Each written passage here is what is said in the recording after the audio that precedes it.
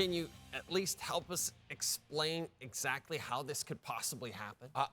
I'm going to try, but even me, I'm a bit dumbfounded here, Jay. I mean, this was the year for the Cowboys. It was a 2-home game situation. They were going to roll and have the juggernaut matchup potentially against the Niners. And what happened? They were on different pages. Dak Prescott turned the ball over early. It was just an awful performance. Again, you're looking here. If they go down and score here, they get the ball at the half. It's 20-7 in their ball coming in the third quarter. Let's get this thing going. Dak Prescott is a second-team All-Pro. And before I get on that thought, here's another one. This should have been an interception still in the first half. And again, we talked about, hey, we're confused. I'm talking to CeeDee Lamb, our best player. Hey, you got to do this. And they said, we had a hard time, like this route converts. How does that happen at this stage of the game? It's unbelievable. It's unbelievable. This is a second-team All-Pro quarterback. You should not be reduced to, we're in the first half, and I've got to tell my All-Pro receiver what's being converted, or what route he should have ran. And again, what drives me nuts, and I think McCarthy is partially to blame here for this, is that this playoffs in the NFL are very fragile. Great teams are very fragile. I've lived it. And when you have home playoff games against a team that you are better than, your veterans need to step up and handle their business. Yeah. But they come out completely flat, get their doors blown off in the first half. And to me, it is a reflection of the whole organization, and it starts with Mike McCarthy. And Dak Prescott has got to be better. Okay, well, let's talk about McCarthy. And I know Jerry Jones said, I'm not thinking about it. There's a lot of big names out there, and there's a real big name out there, maybe the best coach who ever coached, Yes. sitting out there waiting without a job. Is this it for Mike McCarthy? Yes. Yeah. And again, if it was one of those games where bad bounce, ref made a couple tough calls, it came down to the wire and we just didn't have it, maybe.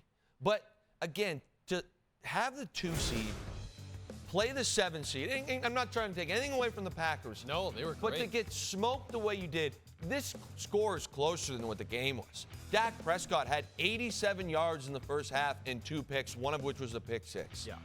You can't, it's inexcusable. It's inexcusable for this team to get bounced to a team, too, that is wildly young in the Packers. It's not like they got a couple grizzly old vets over there who can get the guys right for the playoffs. No. Again, this was your moment, and wasn't even close. You got smoked. No, it was over after the first half, right? It was done. It might have been over before the game started. We got to get to Dak Prescott, but before we do, I alluded to it. Yes. Let's just say the name. Are you hiring Bill Belichick if you're Jerry? Yes. Yeah. Yes, because Jerry Jones wants to win now. And I get that there's a couple of names floating out there that have potential. Bill Belichick doesn't have potential. He's got stats. Yeah. He's got pedigree. You bring this guy in right now by the end of the week and you shoot him the message, Bill, what do you want to do? I want a Super Bowl. You still have great players on this team. Micah Parsons defensively is still an incredible player. Amazing. You call Bill Belichick, you roll out the red carpet, you bring him down to the great state of Texas or whatever the heck they say, and you make him the head coach of this football team because that's your best chance to win soon. Well, and, if Bill's okay to relinquish some of the, player personnel stuff because Jerry wants to do all of that stuff. If I'm Jerry, I'm even giving that away. Right. Everything else he's done with these coaches, it's above average, pedestrian finishes in the playoffs. They have to win. That's what they're there for. They're not there to win the division. He's trying to find someone to win a Super Bowl. Bill Belichick gives him the best shot. Dak Prescott entering the final year of his deal already. It's hard to say, right? There were times this season when he looked like the clear-cut MVP. Second-team All-Pro. Are you committing to him long-term? No, I'm not. Okay. And I know it's hypocritical. I just said second-team All-Pro. But again, this team has graduated. This is not a Green Bay Packers. We're young and we're trying to play well. This is a team that it is Super Bowl or the season was a bust. Yeah. This season was a bust. That's just a fact now. The goal was never the division. Maybe that was the first step. And Dak Prescott in the playoffs and today, that first half especially, again, at the end of the day, he's got 400 yards, but when you're down 30 points and the defense is playing prevent, you can run those numbers up. Yeah. He even admitted that, by the way. He was the first to admit that. You got to sit here, Jay, and think if you're in this front office, can this guy, yes, he can win the division, but can he get it done? And right now, there is nothing that says that he can go to a Super Bowl and win. before we talk about the Packers, I want you to take a listen to this clip from Matt LaFleur. There is a different energy about our team. It's so much fun to come to work with these guys every day, and these guys do just the way they compete and push each other, and I'm just happy for those guys. I don't think he was talking about Blake Wheeler and the Winnipeg Jets. Didn't have as much fun at work last season. Yeah. Go figure.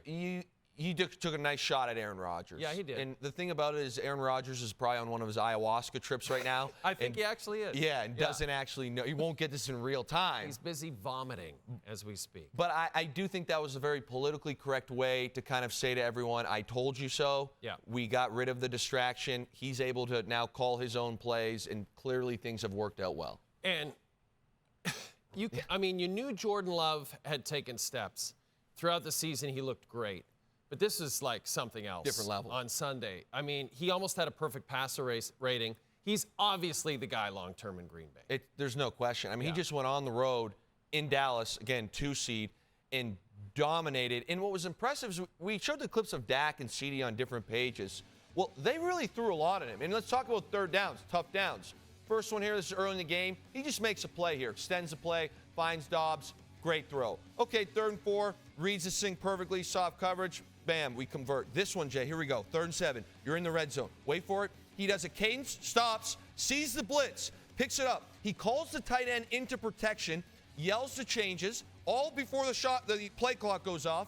Bam, knows it's cover 0, off his back foot. Yeah, perfect throw. Amazing. The back foot throws. It's ridiculous. And here's the view I'm saying. It's cover 0. There's no safety in the middle of the field. He knows exactly where the ball needs to go. He knows exactly how this route's going to be run. This is the stuff we talk about all the time on the show. Pre-snap, get the protection set up. And again, I'm not there, but it certainly looked like to me, because he knew the pressure was coming, he calls the tight end in, he knows exactly where he wants to go with the football, and he delivers it on the road, in the playoffs, game he's not supposed to win. These are the type of plays you're making. On the other side, you didn't make any of those. And I'm watching this game and I'm thinking, why don't more teams follow the Packers model of you draft Aaron Rodgers? He's a later draft pick. He's not like a number 1 overall draft pick. You make him sit behind Brett Favre. He learns the game. Yes. He turns into Aaron Rodgers. They've done it again with Love. And you said it, Jay, but what happens is, and I don't know if I'm going to use a term here, I call it the cheap takes by a lot of these front office guys. Oh, you know what's going to fix our problem? We'll go get a quarterback in the top 5 picks. Right. And that's not the end-all, be-all. No. You know, you look at a guy like Love, and he's been able to grow, again, in a good organization that's been good, learn the game. Okay, say whatever you want about Aaron Rodgers, clearly knows a little bit about football. Oh, yeah. And now, all of a sudden, he looks incredible. That performance today doesn't get better. And the Packers, no matter what happens next week, incredible year. They're set for the next decade and a half with this kid. Now, LaFleur in the divisional round for the 4th time in 5 seasons as head coach. They got to go into San Francisco, play this incredible Niners team. Are you giving them any chance? No, but I've been wrong all the time. I mean, I thought the Browns would be. I got to recalibrate the picks here, because I thought the Browns were going to win. I thought the Rams would win. At least they covered, thank goodness. But I don't think they have a shot, because I do think that the Packers defense will struggle. But we've seen crazier things, and it could happen.